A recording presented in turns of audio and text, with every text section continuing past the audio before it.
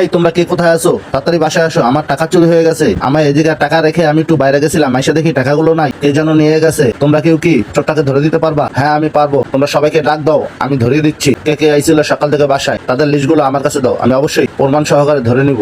আমি চোর, খুব তাড়াতাড়ি আশা করি ধরতে পারবো। তোমরা সবাইকে ডাক দাও, সবাইকে ডাক দাও, আমি প্রমাণ জোগাড় করে নিয়ে আসতেছি। এবার তো শিকার যাও, তোমরা কে টাকাগুলো নিছো। তোমরা যদি এখন শিকার না যাও, এখন সিসি ক্যামেরা চেক করা হবে, যাকে দোষী করা হবে তাকে কখন ছাড় দেওয়া হবে না। তোমাদের বারে সাবধান করে দিচ্ছি, তোমরা এখনো শিকার যাও। দেখেন ভাই, এই বৌদি বুদ্ধির জোরে টাকাগুলো সব ফেরত পাইলো। কারণ এরকম বউ যদি কোনো ঘরে থাকে, কোনো চোরকে কেউ এক পয়সাও নিয়ে যেতে পারবেন। ভাই রে ভাই, কিভাবে চোরকে শনাক্ত করলেন এই পুত্র বধূ? কি প্রমাণ আছে আমি টাকা নিছি? তাহলে একটু অপেক্ষা করো, তোমার জন্য, তোমাকে নিয়ে যাওয়ার জন্য পুলিশ আসতেছে। না না, এ কাজ করবেন না, আমি টাকা সব দিয়ে দেবো ফেরত, 1 টাকাও রাখবো না, সব টাকা ফেরত দিয়ে দেবো। ভাই কইতেই এই বৌদির মাথায় বুদ্ধি।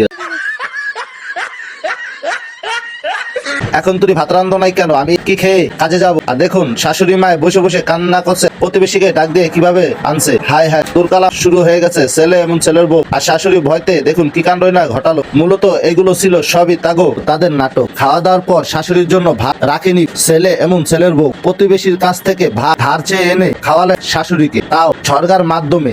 এখন প্রতিবেশীকে দিয়ে কিভাবে কাজ করায় এই গৃহবধূ দেখলে অবাক হয়ে যাবে। কারণ এই গৃহবধূ প্রতিবেশী ছলনাময়ী নারীর খপ্পরে পড়ে বাড়ির যত কাজ ছিল সম্পূর্ণ কাজ সারিয়ে নিল এই প্রতিবেশীকে দিয়ে, যাতে এই প্রতিবেশীকে একটু দাওয়াত দেয়। এই কারণ প্রতিবেশী জানে না তো সে তাকে ইচ্ছামতো কাজ করিয়ে নিচ্ছে সরলতা সুযোগ পেয়ে। এখন আবার শাশুড়ি বলতেছে, বৌমা চেহার শর্ট পড়েছে।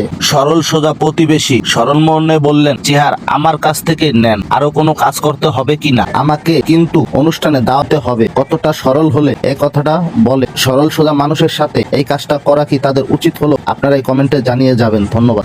আজকে আমরা এসেছি কেপসি খাইতে, আজকে ফ্রাই খাবো অনেকগুলো। এই তুমি কি খাবে? না আমি খাবো না, তুমি খাও। নাও আমি কেপসি একা খেয়ে নিচ্ছি।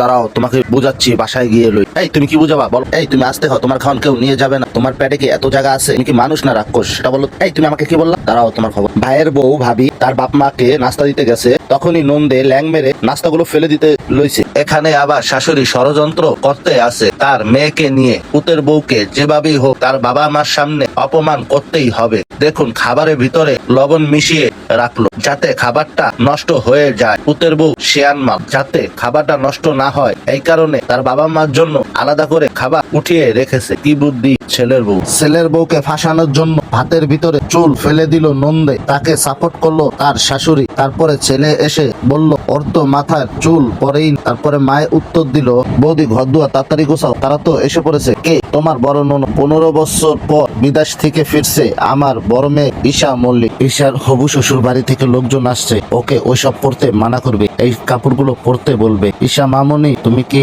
আসছো? সামনে এসো। হবু শ্বশুর বাড়ির লোকজনের সামনে ওয়েস্টার্নের হবু শ্বশুর বাড়ির লোকজন অবাক হয়ে তাকিয়ে রইলে। তারপরে দেখুন বার্থডে পার্টি কথা বলে চলে গেলে। চিন্তা ভাবনার প্রবলেম। সরি, আমার বার্থডে পার্টি আছে।